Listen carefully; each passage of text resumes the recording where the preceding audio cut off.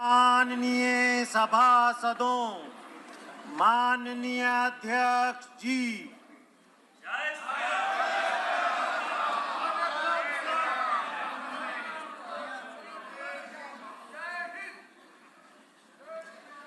Item number 1, माननीय वित्त मंत्री श्रीमती निर्मला सीतारमण जी।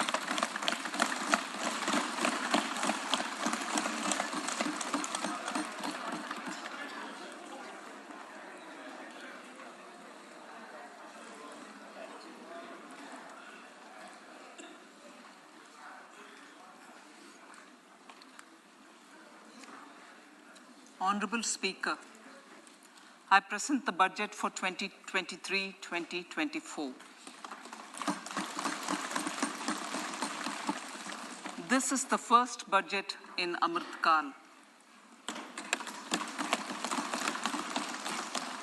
This budget hopes to build on the foundation laid in the previous budget and the blueprint drawn for India at 100.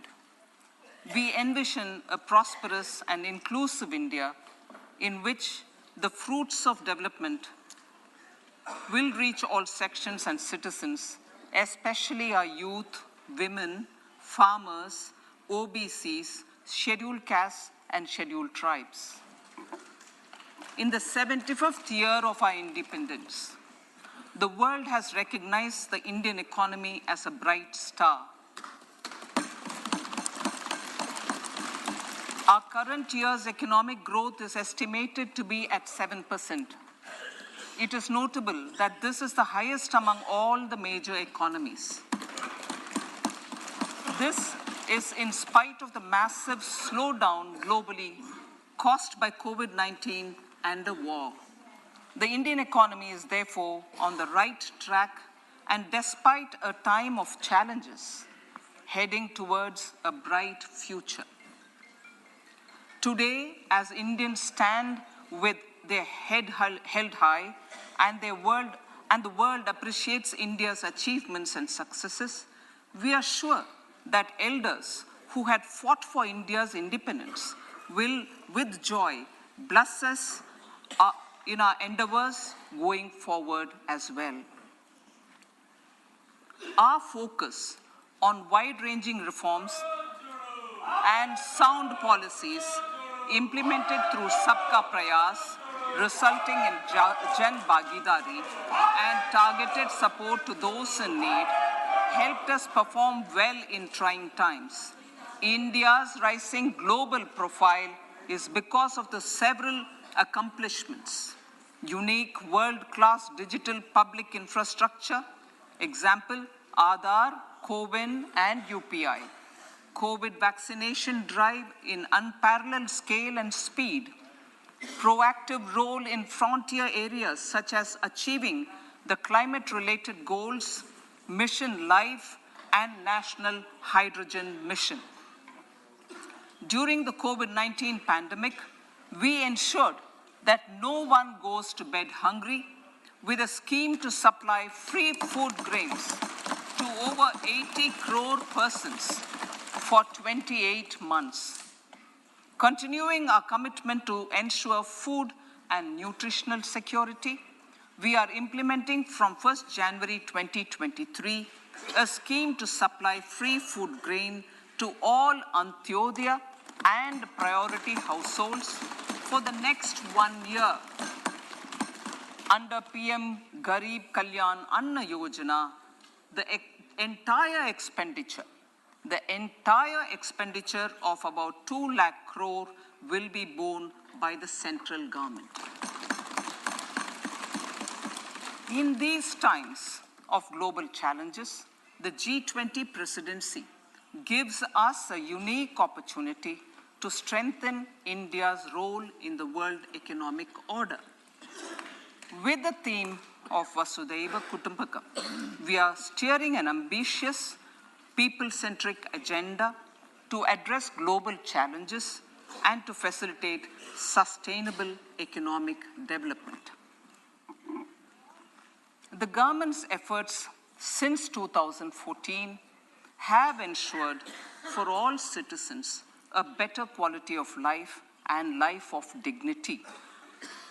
The per capita income has more than doubled to 1.97 lakh rupees. In these 9 years, the Indian economy has increased in size from being 10th to 5th largest in the world. We have significantly improved our position as well as a well-governed and innovative country with a conducive environment for business as reflected in several global indices. We have made a significant progress in many sustainable development goals. The economy has become a lot more formalized as reflected in the EPFO membership, more than doubling to 27 crore and rupees 7,400 crore digital payments of 126 lakh crore rupees through UPI in 2022. The efficient implementation of many schemes with universalization of targeted benefits has resulted in inclusive development. Some of the schemes are 11.7 crore household toilets under Swachh Bharat mission, which is achieved, 9.6 crore LPG connections under Ujjwala, 220 crore COVID vaccination of 102 crore persons, 47.8 crore PM Jan Dhan bank accounts, insurance cover for 44.6 crore persons under PM Suraksha Bima and PM Jeevan Jyoti Yojana, and cash transfer of 2.2 lakh crores of rupees to 11.4 crore to over 11.4 crore farmers under PM Kisan Samman Nidhi. Our vision for the Amritkal includes technology-driven and knowledge-based economy with strong public finances and a robust financial sector. To achieve this, Jan Bhagidari through Sabka Saath, Sabka Prayas is essential. The economic agenda for achieving this vision focuses on 3 things. First, facilitating ample opportunities for citizens, especially the youth, to fulfill their aspirations. Second, providing strong impetus to growth and job creation.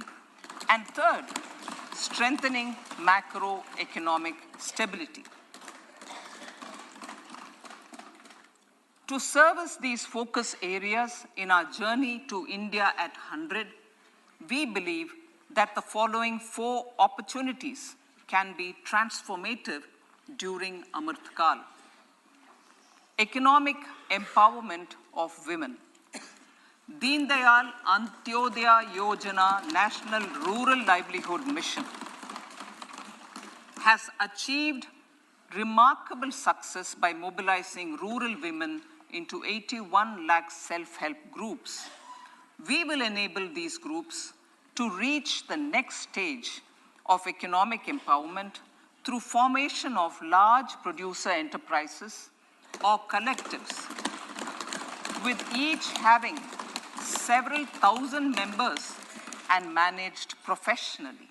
They will be helped with raw materials supply and for better design, quality, branding, and marketing of their products. Through supporting these policies, they will be enabled to scale up their operations to serve the large consumer markets, as has been the case with the several startups growing into unicorns. PM Vishwakarma Kaushal Samman, PM Vikas. For centuries, traditional artisans and craftspeople who work with their hands using tools have brought renown for India. They're generally referred to as Vishwakarma. The art and the handicraft created by them represents the true spirit of Atmanirbhar Bharat. For the first time, a package of assistance for them has been conceptualized. The new scheme will enable them to improve the quality, scale, and reach of their products, integrating them with the MSME value chain. The components of the scheme will include not only financial support, but also access to advanced skill training, knowledge of modern digital techniques, and efficient green technologies, brand promotion, linkage with local and global markets, digital payments, and social security. This will greatly benefit the scheduled castes, scheduled tribes, OBCs, women, and people belonging to the weaker sections. Tourism. The country offers immense attraction for domestic as well as foreign tourists. There is a large potential to be tapped in tourism. The sector holds huge opportunities for jobs and entrepreneurship for youth in particular. Promotion of tourism will be taken up on mission mode with active participation of states, convergence of government programs, and public-private partnerships. Green growth. We are implementing many programs for green fuel, green energy, green farming, green mobility, green buildings, and green equipment, and policies for efficient use of energy across various economic sectors.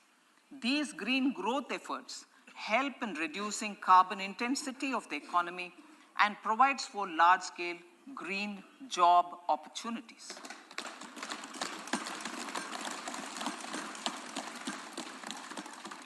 Priorities of this budget. The budget adopts the following 7 priorities. They complement each other and act as the Saptarishi guiding us through the Amritkal. Inclusive development, reaching the last mile, infrastructure and investment, unleashing the potential, green growth, youth power, and financial sector. I now speak on the priority number 1, inclusive development. The government's philosophy of Sabka Saath, Sabka Vikas has facilitated inclusive development covering in specific farmers, women, youth, OBCs, scheduled castes, scheduled tribes, Divyangjan, and economically weaker sections, and overall priority for the underprivileged, Vanchiton ko Variyata. There has also been a sustained focus on Jammu Kashmir, Ladakh, and the Northeast. This budget builds on those efforts. Digital public infrastructure for agriculture. Digital public infrastructure for agriculture will be built as an open source, open standard, and interoperable public good. This will enable inclusive farmer-centric solutions through relevant information services for crop planning and health, improved access to farm inputs, credit and insurance, help for crop estimation, market intelligence, and support for growth of agri-tech industry and startups.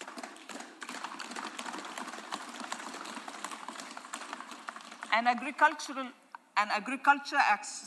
accelerator fund. An agriculture accelerator fund will be set up to encourage agri-startups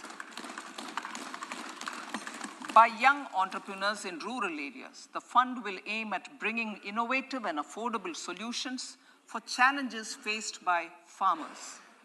It will also bring in modern technologies to transform agricultural practices, increase productivity and profitability. To enhance the productivity of extra long staple cotton, we will adopt a cluster-based and value chain approach through public-private partnerships.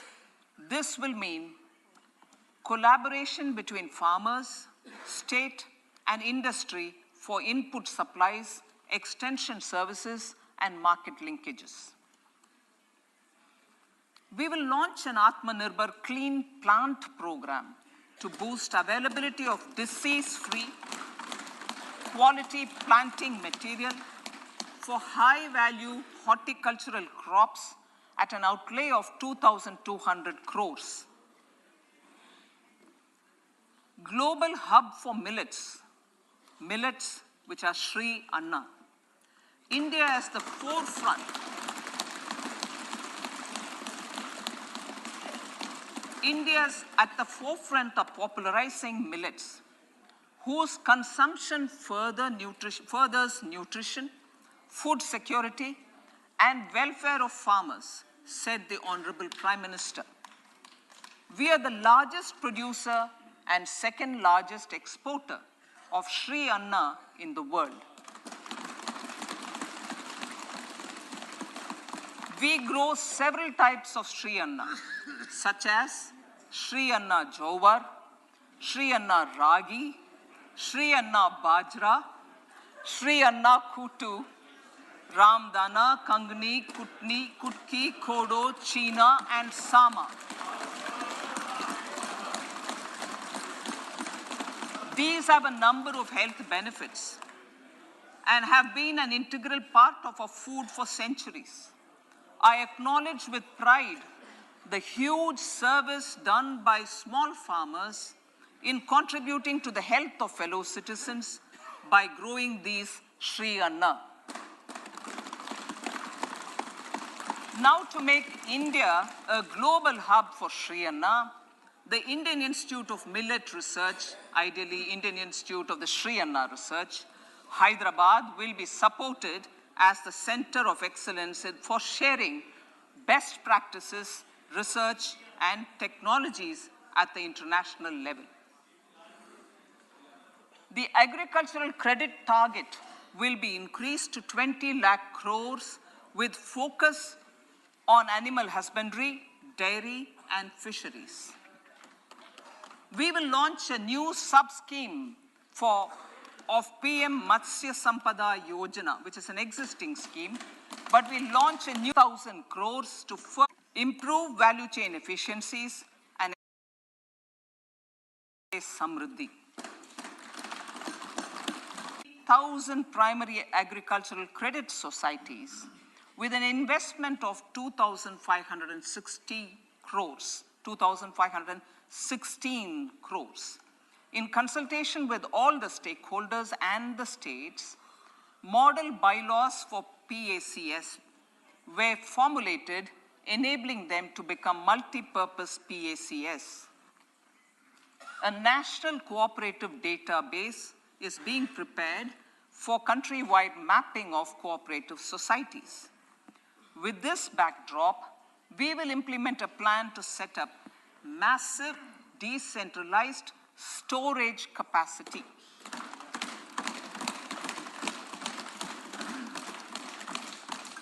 This will help farmers store their produce and realize remunerative prices through sale at appropriate times.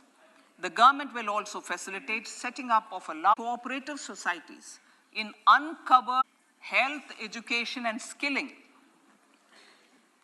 157 new nursing colleges will be established in co-location. 57 medical colleges established since 2014. Awareness creation, universal screening of 7 crores, and counseling through collaborative private medical college funds for encouraging collaborative research and innovation.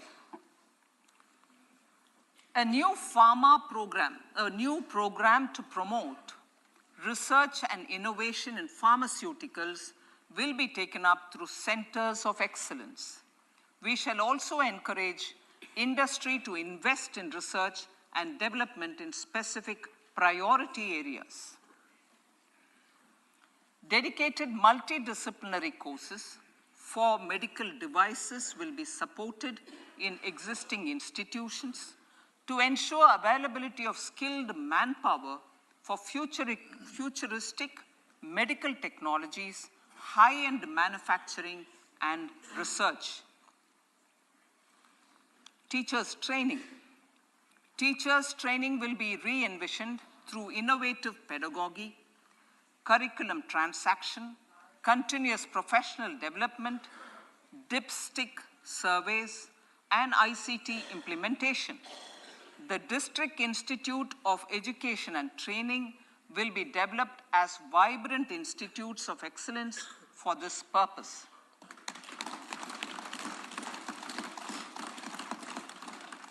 National Digital Library for Children and Adolescents.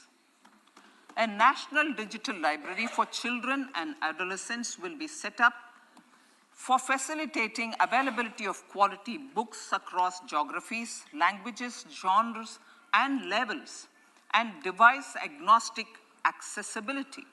States will be encouraged to set up physical libraries for them at panchayat and ward levels and provide infrastructure for accessing the National Digital Library resources. Additionally, to build a culture of reading and to make up for pandemic time learning loss, the National Book Trust, the Children's Book Trust, and other sources will be encouraged to provide and replenish non-curricular titles in regional languages and in English to these physical libraries. Collaboration with NGOs that work in literacy will also be a part of this initiative. To inculcate financial literacy, financial sector regulators and organizations will be encouraged to provide age-appropriate reading material to these libraries. I move to priority 2, reaching the last mile. Prime Minister Vajpayee's government had formed the Ministry of Tribal Affairs and the Department of Development of Northeast Region to provide a sharper focus to the objective of reaching the last mile.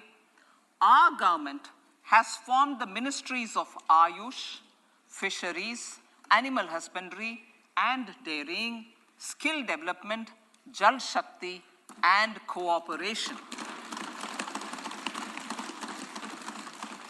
Building on the success of the Aspirational Districts program, the government has recently launched the Aspirational Blocks program, covering 500 blocks for saturation of essential government services across multiple domains such as health, nutrition, education, agriculture, water resources, financial inclusion, skill development, and basic infrastructure. Manya Speaker, sir, Pradhan Mantri PBTG, which is Primitive Vulnerable Tribal Groups Development Mission, is being launched. To improve socio-economic conditions of the particularly vulnerable tribal groups, the PBTGs as we refer them to, Pradhan Mantri PBTG Development Mission will be launched.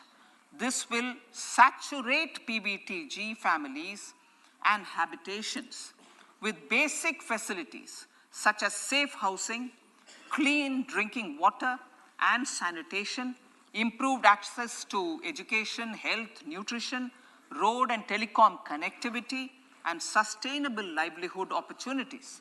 An amount of 15,000 crores will be made available to implement the mission in the next 3 years under the Development Action Plan for the Scheduled Tribes. Ekalavya Model Residential Schools. In the next 3 years, Center will recruit 38,800 teachers and support staff for the 740 Ekalavya Model Residential Schools, which is serving 3.5 lakh tribal students.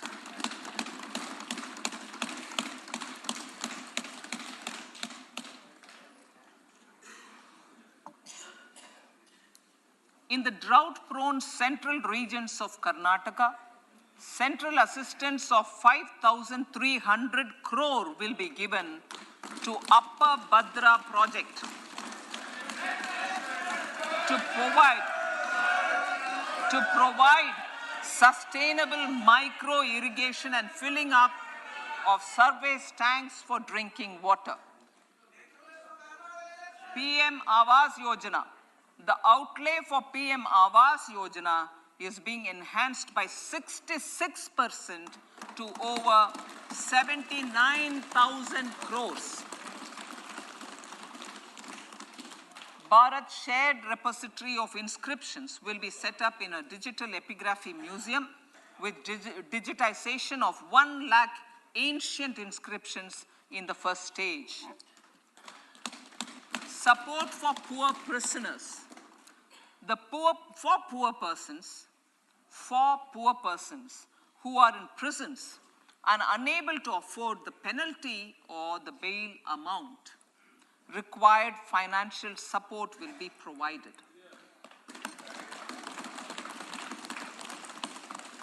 Priority number 3, infrastructure and investment.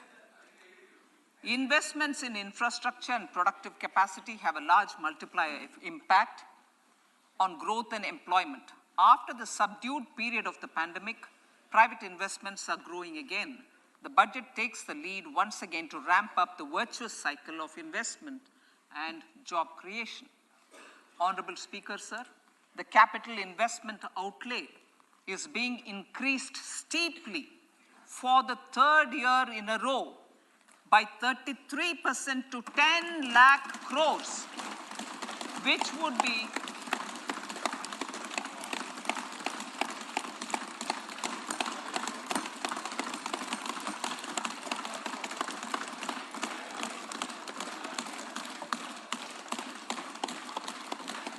which would be 3.3% of GDP. This will almost be 3 times the outlay made in 2019-20.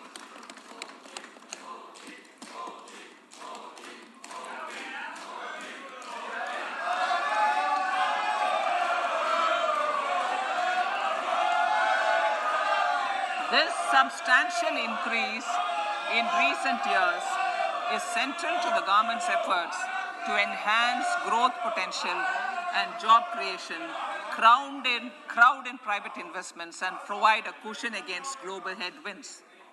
The direct capital investment by the center is complemented by the provision made for creation of capital assets through grants and aids to state.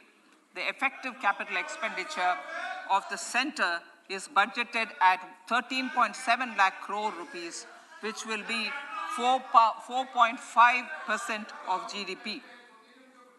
Support to state governments for capital investment. I have decided to continue the 50-year interest-free loan to state governments for 1 more year to spur investment in infrastructure and to incentivize them for complementary policies actions with a significantly enhanced outlay of 1.3 lakh crores. The newly established Infrastructure Finance Secretariat will assist all stakeholders for more private investment in infrastructure, including railways, roads, urban infrastructure, and power, which are predominantly depend on public resources. The harmonized master list of infrastructure will be reviewed by an expert committee for recommending the classification and financing framework suitable for Amrit Kal. A capital outlay, I'm talking about railways now, sir, Honorable Speaker. Railways. A capital outlay of 2.40 lakh crores has been provided for the railways.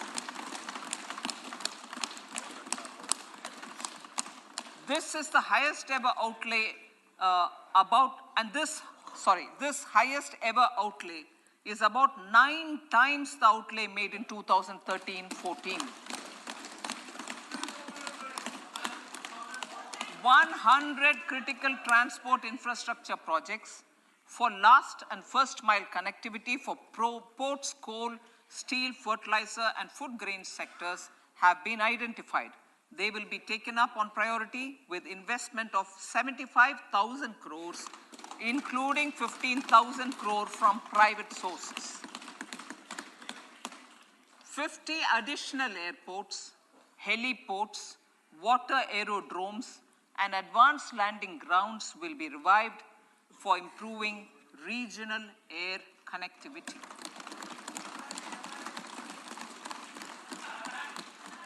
Sustainable cities for tomorrow.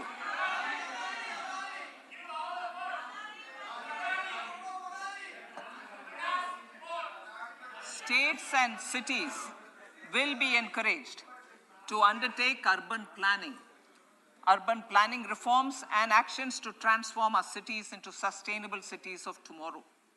This means efficient use of land resources, adequate resources for urban infrastructure, transit-oriented development, enhanced availability and affordability of urban land and opportunities for all. Through property tax governance reforms and ring-fencing user charges on urban infrastructure, cities will be incentivized to improve their creditworthiness for municipal bonds. Like the RIDF, an Urban Infrastructure Development Fund will be established through use of priority sector lending shortfall. This will be managed by the National Housing Bank and will be used by public agencies to create urban infrastructure in Tier 2 and Tier 3 cities. States will be encouraged to leverage resources from the grants of the 15th Finance Commission as well as existing schemes to adopt appropriate user charges while accessing the UIDF. We expect to make available 10,000 crore rupees per annum for this purpose. All cities and towns will be enabled for 100% mechanical desludging of septic tanks and sewers to transition from manhole to machine hole mode.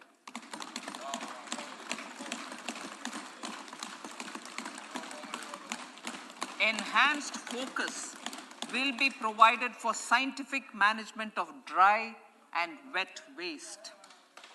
Honorable Speaker, sir, our Prime Minister had said, good governance is the key to a nation's progress. Our government is committed to providing a transparent and accountable administration which works for the betterment and welfare of common citizens. Mission Karma Yogi. Under Mission Karma Yogi, center, states, and the union territories are making and implementing capacity building plans for civil servants.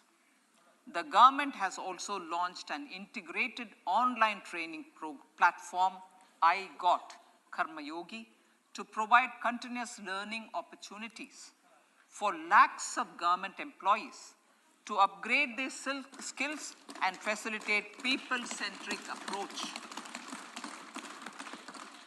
Sir, for enhancing ease of doing business, more than 39,000 compliances have been reduced and more than 3,400 legal provisions have been decriminalized. For furthering the trust-based governance, we have introduced the Jan Vishwas Bill to amend 42 central acts. This budget proposes a series of measures to unleash the potential of our economy. Centers of Excellence for Artificial Intelligence. For realizing the vision of Make AI in India and Make AI Work for India, 3 centers of excellence for artificial intelligence will be set up in top educational institutions.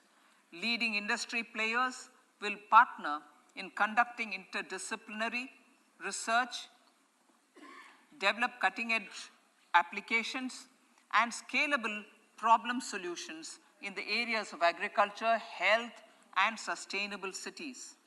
This will galvanize an effective AI ecosystem and nurture quality human resources in the field. National Data Governance Policy to unleash innovation and research by startups and academia. A national data governance policy will be brought out. This will enable access to anonymized data. The KYC process will be simplified, adopting a risk-based instead of one-size-fits-all approach. The financial sector regulators will also be encouraged to have a KYC system fully amenable to meet the needs of digital India. One-stop solution for identity and address updating.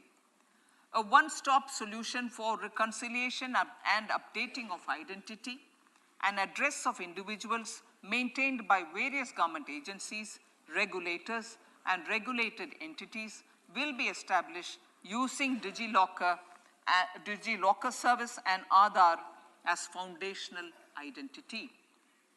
Speaker, sir, common business identifier. For the business establishments required to have a permanent account number, the PAN will be used as the common identifier for all digital systems of specified government agencies. This will bring ease of doing business, and it will be facilitated through a legal mandate. For obviating the need for separate submission of same information to different government agencies, a system of unified filing process will be set up. Such filing of information or return in simplified forms on a common portal will be shared with other agencies as per the filer's choice. Vivad se Vishwas 1, relief for MSMEs. In cases of failure by MSMEs to execute contracts during the COVID period, 95% of the forfeited amount relating to the bid or performance security will be returned to them by government and government undertakings. This will provide relief to the MSMEs. Vivad se Vishwas 2, settling contractual disputes. To settle contractual disputes of government and government undertakings, wherein arbitral award is under challenge in a court, a voluntary settlement scheme with standardized terms will be introduced. This will be done by offering graded settlement terms depending on pendency level of the dispute. The state support mission of Niti Aayog will be continued for 3 years for our collective efforts towards national priorities. Result-based financing. To better allocate scarce resources for competing development needs, the financing of select schemes will be changed on a pilot basis from input-based to result-based. E-courts. For efficient administration of justice, Phase 3 of e-courts projects Phase 3 of the e-courts project will be launched with an outlay of 7,000 crores. Fintech services in India have been facilitated by our digital public infrastructure, including Aadhaar, PM Jan Dhan Yojana, Video, KYC, India Stack, and UPI. To enable more fintech innovative services, the scope of documents available in DigiLocker for individuals will be expanded. An entity DigiLocker will be set up for the use by MSMEs, large businesses, and also charitable trusts.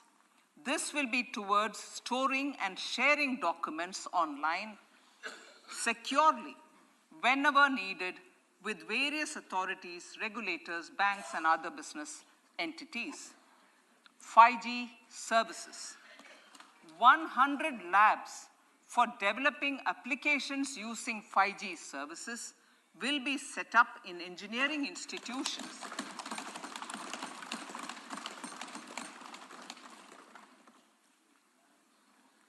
To realize a new range of opportunities, business models, and employment potential.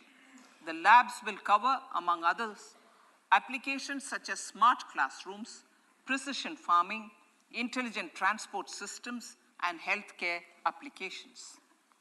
Lab-grown diamonds. Lab-grown diamonds is a technology and innovation-driven emerging sector with high employment potential. These environment-friendly diamonds, which have optically and chemically the same properties as natural diamonds. To encourage indigenous production of LGD, lab-grown diamond seeds and machines, and to reduce import dependency, a research and development grant will be provided to one of the IITs for 5 years. To reduce the cost of production, a proposal to review the custom duty on LGD seeds will be indicated in Part B of the speech. I come to the fifth priority, Honorable Speaker, sir, green growth. Honorable Prime Minister has given a vision for life or lifestyle for environment to spur a movement of environmentally conscious lifestyle.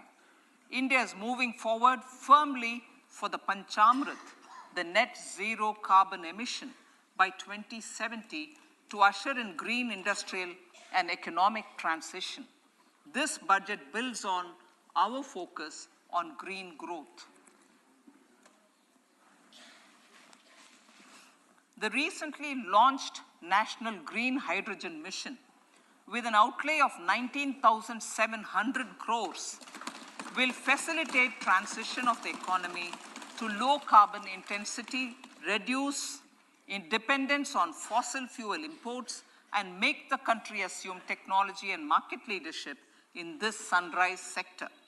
Our target is to reach an annual production of 5 MMT by 2030. Energy transition. This budget provides for 35,000 crores for priority capital investment towards energy transition and net zero objectives and energy security by Ministry of Petroleum and Natural Gas. To steer the economy on sustainable development path, battery energy storage systems with capacity of 4,000 MWH will be supported with viability gap funding. A detailed framework for pumped storage projects will also be formulated. Renewable energy evacuation. The interstate transmission system for evacuation and grid integration of 13 gigawatt renewable energy from Ladakh will be constructed with investment of 20,700 crore, including central support of 8,300 crores. Green credit program. For encouraging behavioral change, a green credit program will be notified under the Environment Protection Act. This will incentivize environmentally sustainable and responsive actions by companies, individuals, and local bodies, and help mobilize additional resources for such activities. PM Program for Restoration, Awareness, Nourishment, and Amelioration of Mother Earth, PM Pranam, will be launched to incentivize states and union territories to promote alternative fertilizers and balanced use of chemical fertilizers.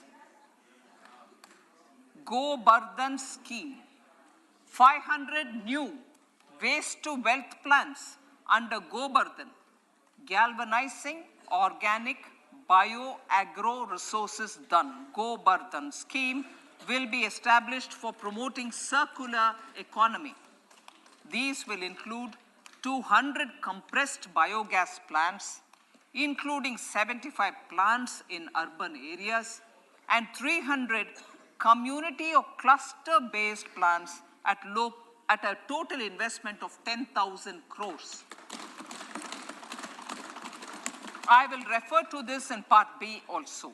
In due course, a 5% CBG mandate will be introduced for all organizations marketing natural and biogas. For collection of biomass and distribution of biomanure, appropriate fiscal support will also be provided. Bharatiya Prakritik Kheti Bio-Input Resource Centers. Over the next 3 years, we will facilitate 1 crore farmers to adopt natural farming. For this, Honorable Speaker, 10,000 bio-input resource centers will be set up, creating a national level distributed micro-fertilizer and pesticide manufacturing network. Mishti.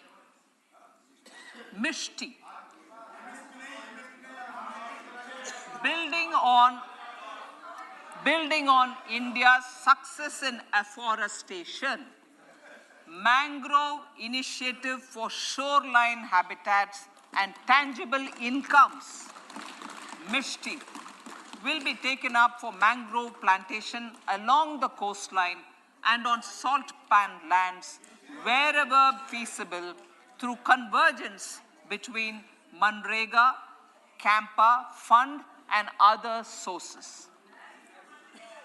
Amrit Dharohar.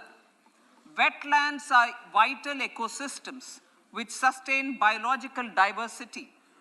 In his latest Mann Ki Baat, the Prime Minister said, now, I quote, now the total number of Ramsar sites in our country has increased to 75, whereas before 2014, there were only 26, unquote. Local communities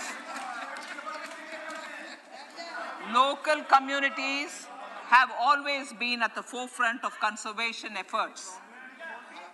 The government will promote their unique conservation values through Amrit Dharohar, a scheme that will be implemented over the next 3 years to encourage optimal use of wetlands and enhance biodiversity, carbon stock, ecotourism opportunities, and income generation for local communities. Coastal shipping. Coastal shipping will be promoted as the energy efficient and lower cost mode of transport, both for passengers and freight, through PPP mode with viability gap funding. Vehicle replacement. Vehicle replacement is an important continuing policy, replacing the old political,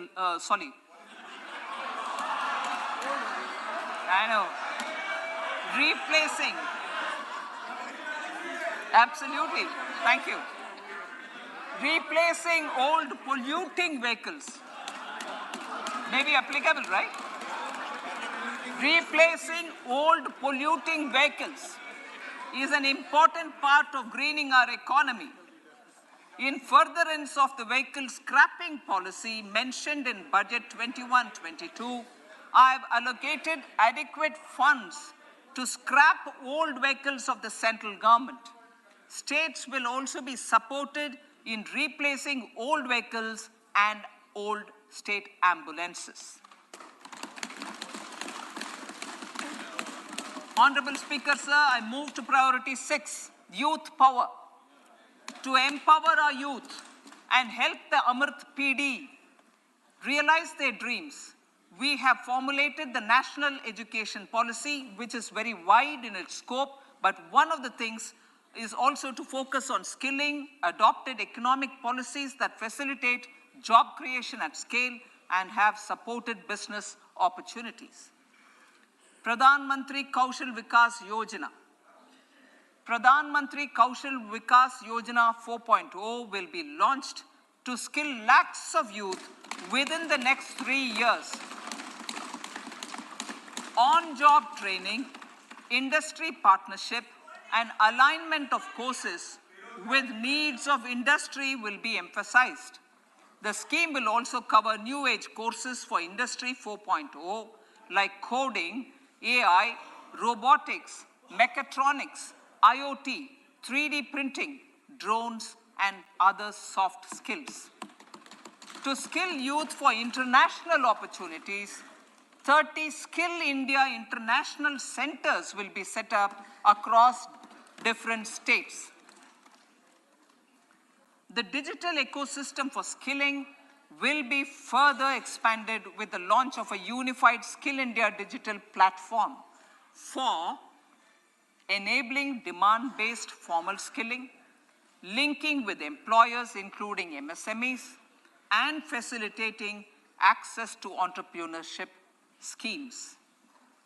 To provide stipend support to 47 lakh youths in 3 years, direct benefit transfer under a pan-India national apprenticeship promotion scheme will be rolled out. Tourism. Honorable Speaker, sir, with an integrated and innovative approach, at least 50 destinations will be selected through challenge mode. In addition, connectivity, tourist guides, high standards for food streets, and tourist security, all the relevant aspects would be made available on an app to enhance tourist experience. Every destination would be developed as a complete package.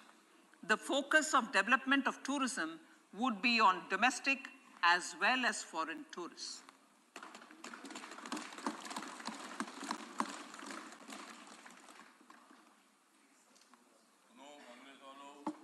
Sector-specific skilling and entrepreneurship development will be dovetailed to achieve the objectives of Dekho Apna Desh initiative. This was launched as an appeal by the Honorable Prime Minister to the middle class to prefer domestic tourism over international tourism. The integrated development of theme-based tourist circuits, the Swadesh Darshan scheme, was also launched. Under the Vibrant Villages program, tourism infrastructure and amenities will be facilitated in border villages. Unity Mall. States will be encouraged to set up a Unity Mall in their state capital or most prominent tourism center or the financial capital for promotion and sale of their one district, one product and GI products and other handicraft products, and for providing space for such products of all other states as well. Sir, priority number 7, financial sector. Our reforms in the financial sector and innovative use of technology have led to financial inclusion at scale, better and faster service delivery, ease of access to credit, and participation in financial markets. This budget proposes to further these measures. Credit guarantee for MSMEs. Last year, I proposed revamping of the credit guarantee scheme for the MSMEs. I am happy to announce that the revamped scheme will take effect from 1st April 2023 through infusion of 9,000 crores in the corpus. This will enable additional collateral-free guaranteed credit of 2 lakh crores of rupees. Further, the cost of credit will be reduced by about 1%. A national financial information registry will be set up to serve as the central repository of financial and ancillary information. This will facilitate efficient flow of credit, promote financial inclusion, and foster financial stability. A new legislative framework will govern this credit public infrastructure and will be designed in consultation with the RBI. To meet the needs of Amritkal and to facilitate optimum regulation in the financial sector, public consultation, as necessary and feasible, will be brought to the process of regulation making and issuing subsidiary directions. To simplify, to ease, and to reduce cost of compliance, financial sector regulators will be requested to carry out a comprehensive review of existing regulations. For this, they will consider suggestions from public and regulated entities. Time limits to decide the application under various regulations will also be laid down. Honorable Speaker, sir, to enhance business activities in GIFT IFSC, the following measures will be taken. Delegating powers under the SEZ Act to the IFSCA to avoid dual regulation. Setting up a single window IT system for registration and approval of IFSCA, SEZ authorities, GSTN, RBI, SEBI, and IRDAI. Permitting acquisition financing by IFSC banking units of foreign banks. Establishing a subsidiary of Exim Bank for trade refinancing. Amending IFSCA Act for statutory provisions for arbitration, ancillary services, and avoiding dual regulation under the SEZ Act, and recognizing offshore derivative instruments as valid contracts. Honorable Speaker, sir, data embassy. For countries looking for digital continuity solutions, we will facilitate setting up of their data embassies in GIFT IFSC.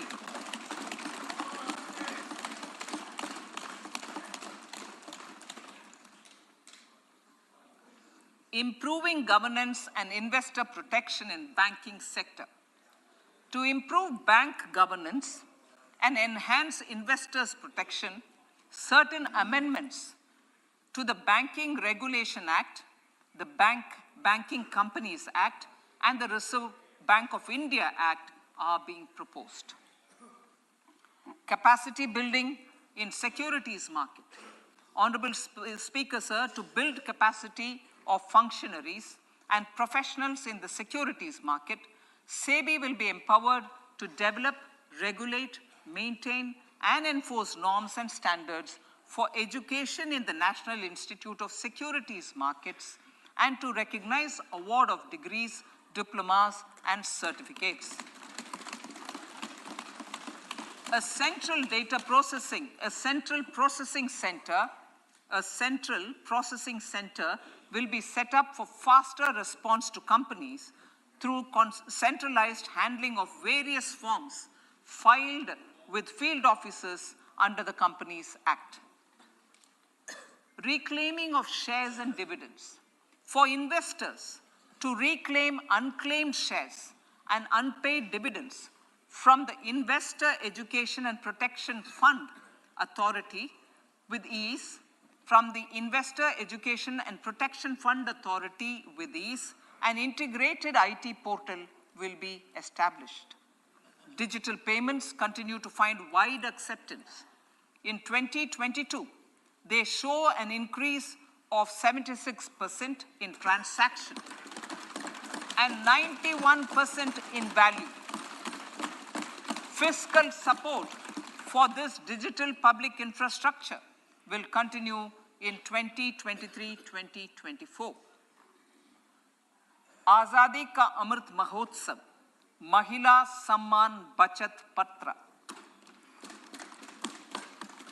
For commemorating Azadi Ka Amrit Mahotsav, a one-time new small savings scheme, Mahila Samman Savings Patra or Savings Certificate, Mahila Samman Savings Certificate will be made available for a 2-year period up to March 2025.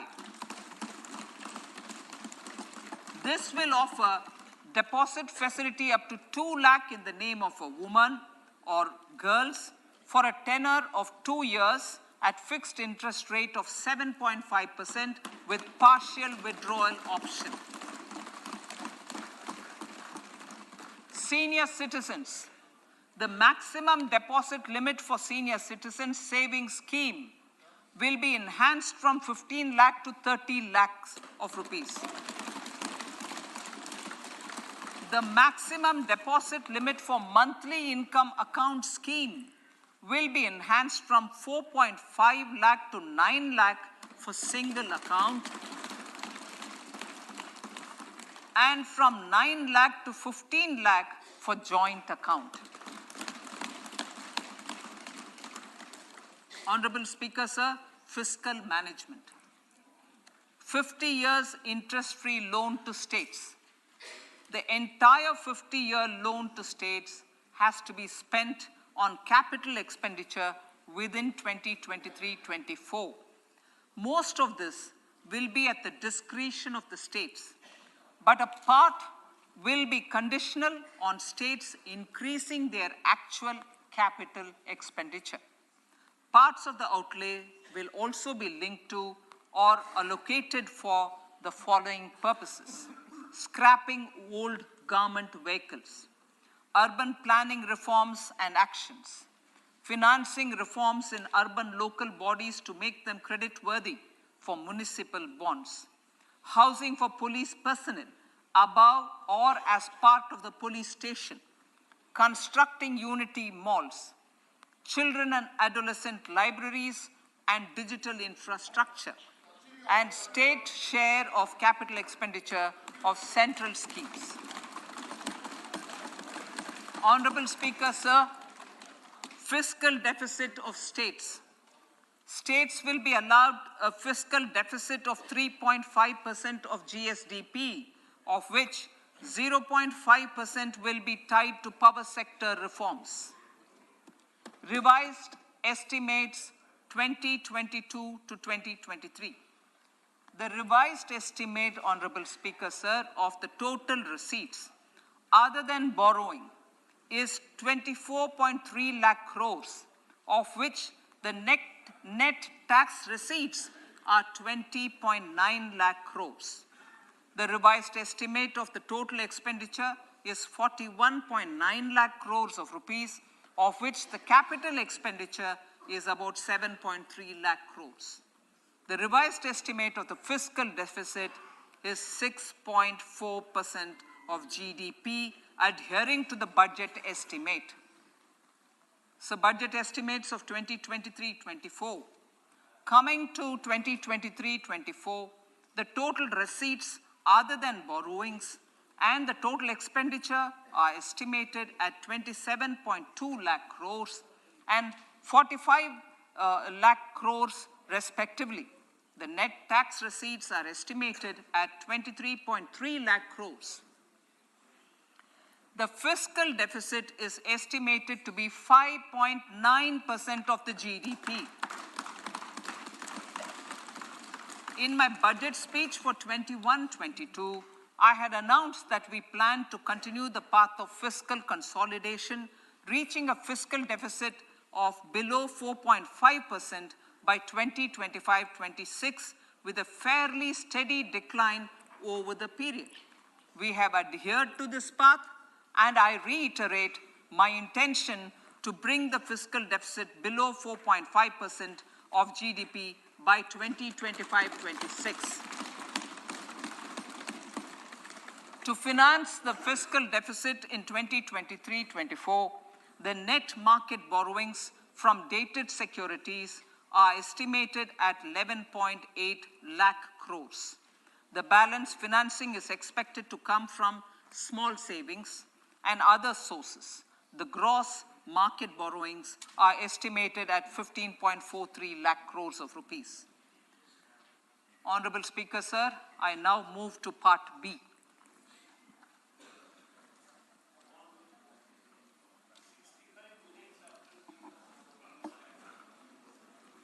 Indirect taxes. My indirect tax proposals will aim to promote exports, boost domestic manufacturing, enhance domestic value addition, encourage green energy and mobility. A simplified tax structure with fewer tax rates helps in reducing compliance burden and improving tax administration.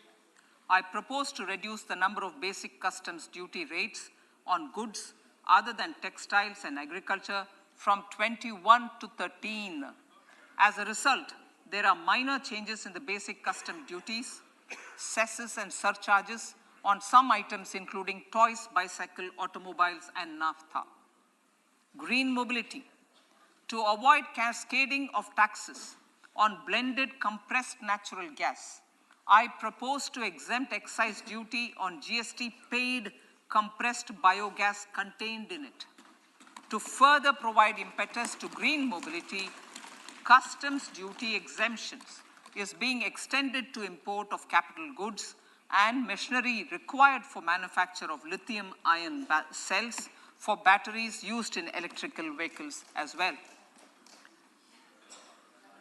Electronics. As a result of various initiatives of the government, including phased manufacturing program, mobile phone production in India has increased from 5.8 crore units valued at about 18,900 crore in 2014-15 to 31 crore units valued at 2,75,000 crore in the last financial year. To further deepen domestic value addition in manufacturing of mobile phones, I propose to provide relief to customs duty. I propose to provide relief in customs duty on import of certain parts and inputs like camera lens and continue the concessional duty on lithium-ion cells for batteries for another year. Similarly, to promote value addition in manufacture of televisions, I propose to reduce the basic customs duty on parts of open cells of TV panels to 2.5%. Electrical. To rectify inversion of duty structure and encourage manufacturing of electric kitchen chimneys, the basic custom duty on electric kitchen chimney is being increased from 7.5% to 15%, and that on heat coils for these is proposed to be reduced from 20% to 15%. Chemicals and petrochemicals. Denatured ethyl alcohol is used in chemical industry. I propose to exempt basic customs duty on it. This will also support the ethanol blending program and facilitate an endeavor for energy transition. Basic customs duty is also being reduced on acid-grade fluorospar from 5% to 2.5% to make the domestic fluorochemicals industry competitive. Further, the basic customs duty on crude glycerin for use in manufacture of epichlorohydrin is proposed to be reduced from 7.5% to 2.5%.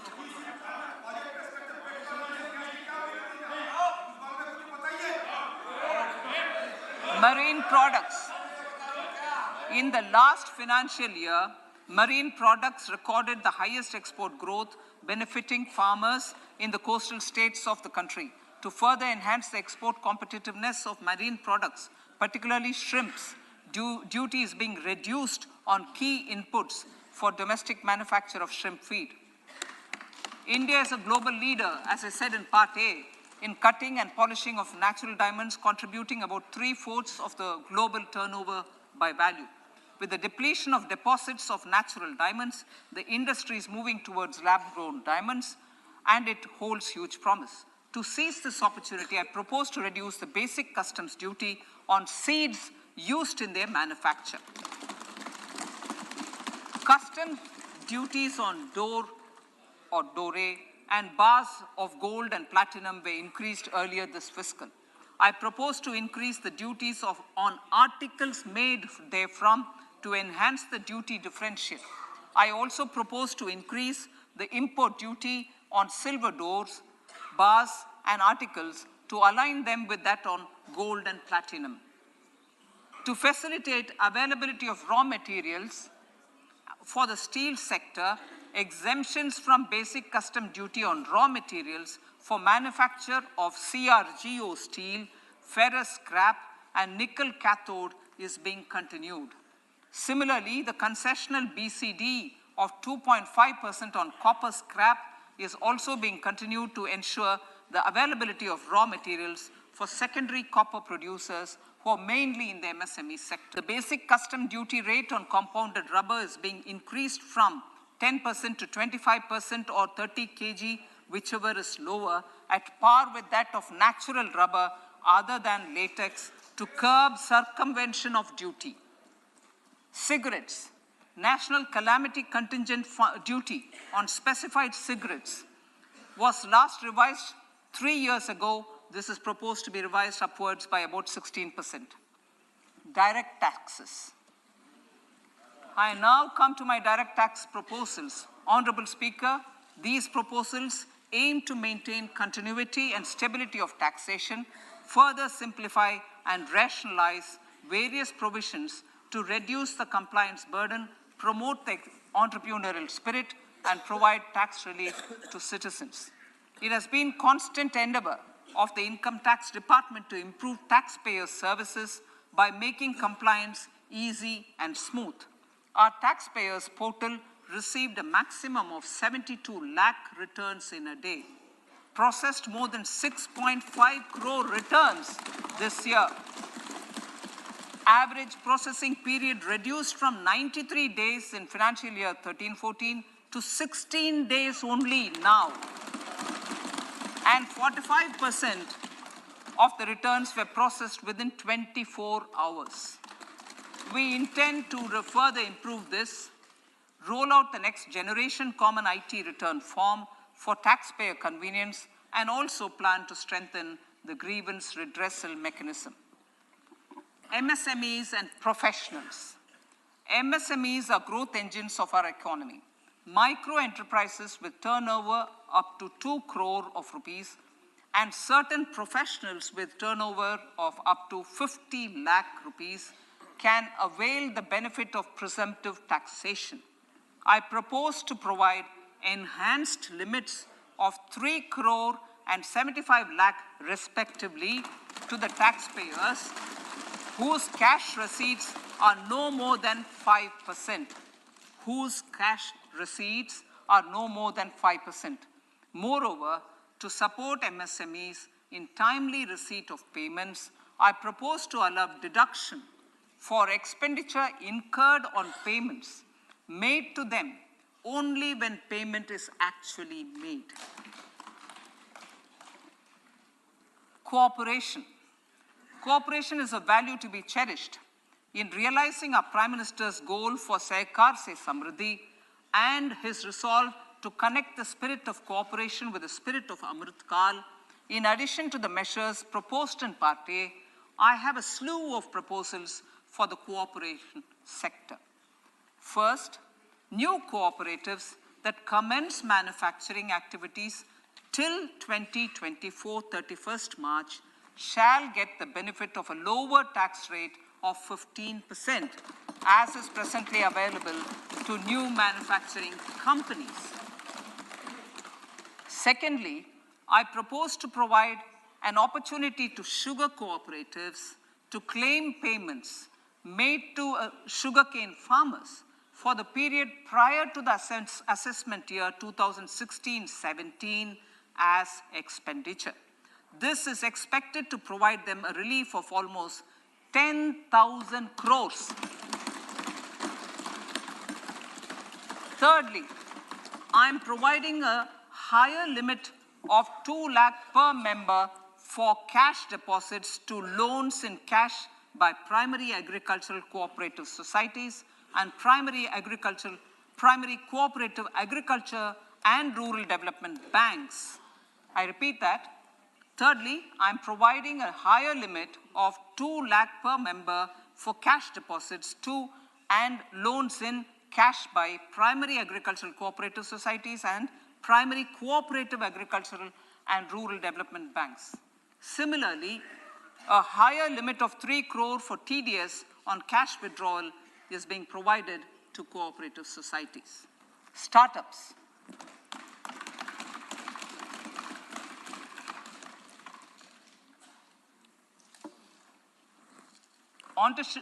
Entrepreneurship is vital for a country's economic development. We have taken a number of measures for startups and they have borne results. India is now the third largest ecosystem for startups globally and ranks second in innovation quality among middle-income countries.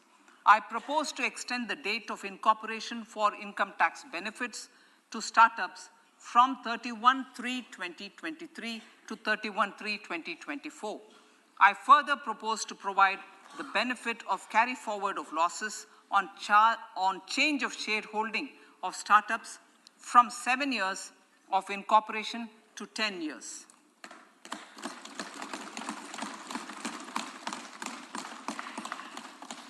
To reduce the pendency of appeals at commissioner level, I propose to deploy about 100 joint commissioners for disposal of small appeals. We shall also be more selective in taking up cases for scrutiny of returns already received this year. Better targeting of tax concessions. For better targeting of tax concessions and exemptions, I propose to cap deduction from capital gains on investment in residential house under Section 54 and Section 54F to 10 crores. Another proposal with similar intent is to limit income tax exemption from proceeds of insurance policies with very high value. Rationalization.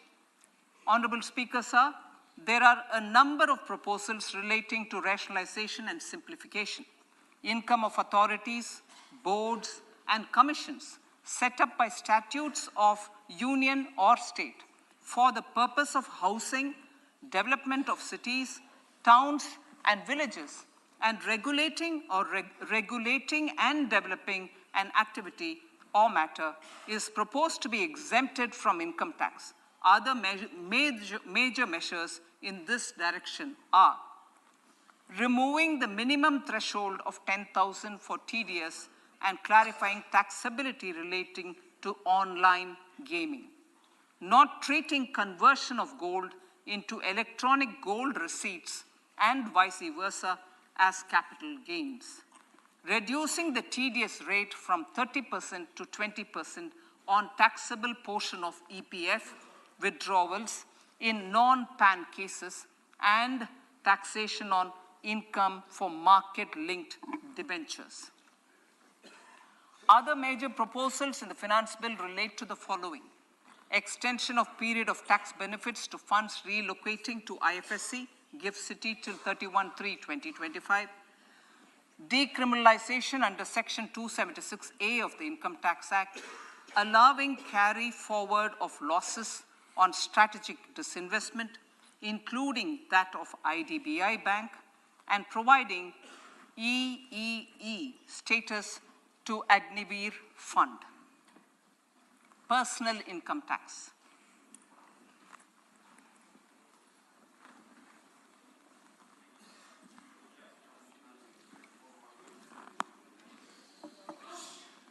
Now I come to what everyone is waiting for. Personal income tax. I have 5 major announcements to make in this regard. These primarily benefit our hard-working middle class. The first one concerns rebate. Currently, those with income up to 5 lakh do not pay any income tax in both old and new regimes. I propose to increase the rebate limit to 7 lakhs in the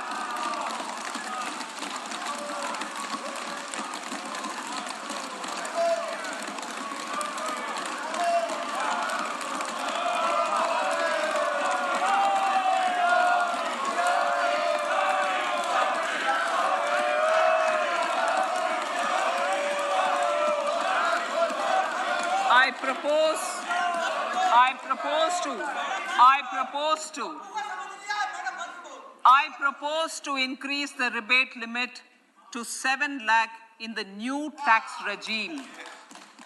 Thus, persons in the new tax regime with income up to 7 lakhs will not have to pay any tax at all. The second proposal relates to middle-class individuals. I had introduced in the year 2020 the new personal income tax regime with 6 income slabs starting from 2.5 lakh. I propose to change the tax structure in this regime by reducing the number of slabs to 5 and increasing the tax exemption limit to 3 lakhs. The new tax rates are 0 to 3 lakh, nil. 3 to 6 lakhs, 5%. 6 to 9 lakhs, 10%. 9 to 12 lakh, 15%. 12 to 15 lakhs, 20%.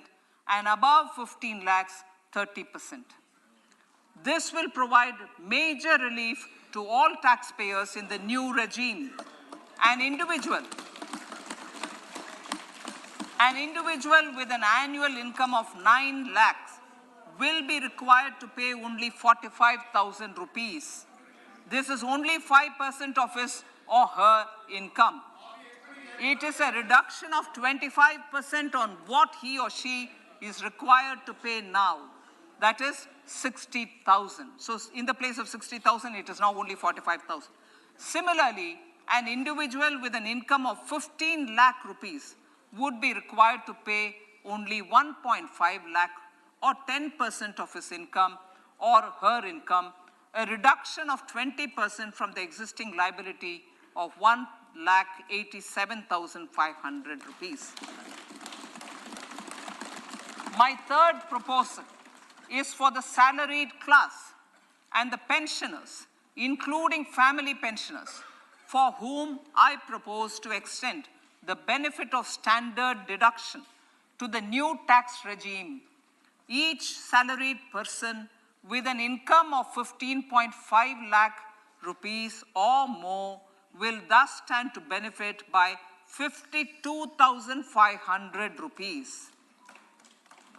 My fourth announcement in personal income tax is regarding the highest tax rate, which in our country is 42.74%. This is among the highest in the world. I propose to reduce the highest surcharge. Rate from 37% to 25% in the new tax regime.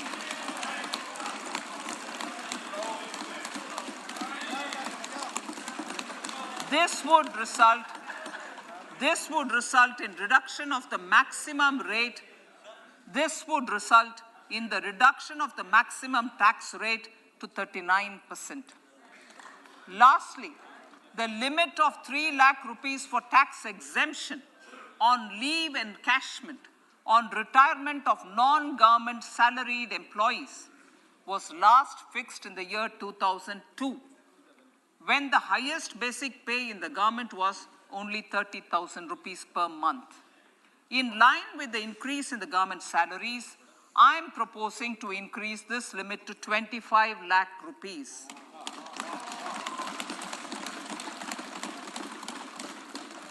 We are also making the new income tax regime as the default tax regime. However, citizens will continue to have the option to avail the benefit of the old tax regime. Apart from these, I'm also making some other changes as given in the annexure. As a result of these proposals, revenue of about 38,000 crore to 37,000 crore in direct taxes and rupees 1,000 crore in indirect taxes will be foregone, while revenue of about 3,000 crore will be additionally mobilized. Thus, the total revenue foregone is about 35,000 crores annually. Honorable Speaker, sir, with these words, I commend the budget to this August House.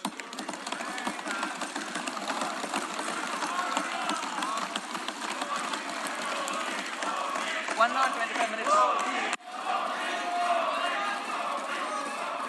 Item number 1 माननीय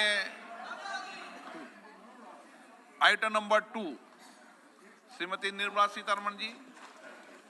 Sir, with your permission, I lay on the table of the following statements. Under Section 3(1) of the Fiscal Responsibility Budget Management Act 2003, 1. Medium-term fiscal policy cum fiscal policy strategy statement and macroeconomic framework statement. माननीय सदस्यगण, जैसा कि आपको समाचार भाग 2 के माध्यम से पहले ही सूचित किया जा चुका है कि माननीय वित्त मंत्री जी के बजट भाषण की प्रतियां हार्ड कॉपी के रूप में उपलब्ध कराई गई है। आप बजट भाषण की अपनी अपनी प्रति प्रकाशन पलक से ले लें। आपको ये भी सूचित किया जाता है कि माननीय मंत्री द्वारा बजट प्रस्तुत किए जाने के पश्चात उसकी प्रतियां आपको मेंबर्स पोर्टल के माध्यम से उपलब्ध करा दी जाएगी। आइटम नंबर 3 माननीय मंत्री जी, वित्त मंत्री जी। Sir, with your permission, I rise to move for leave to introduce the Finance Bill 2023. प्रश्न ये कि विधेयक को पुनर्स्थापित करने की अनुमति प्रदान की जाए। जो सदस्य इसके पक्ष में हाँ कहें, जो सदस्य विरोध में ना कहें। मेरे विचार में निर्णय हाँ वालों के पक्ष में, हाँ वालों के पक्ष में। माननीय मंत्री जी विधेयक को पुनर्स्थापित करें। Sir, I introduce the bill. सभा की कार्रवाई कल गुरुवार दिनांक 2 फरवरी 2023 को प्राप्त 11 बजे तक के लिए स्थगित की जाती है।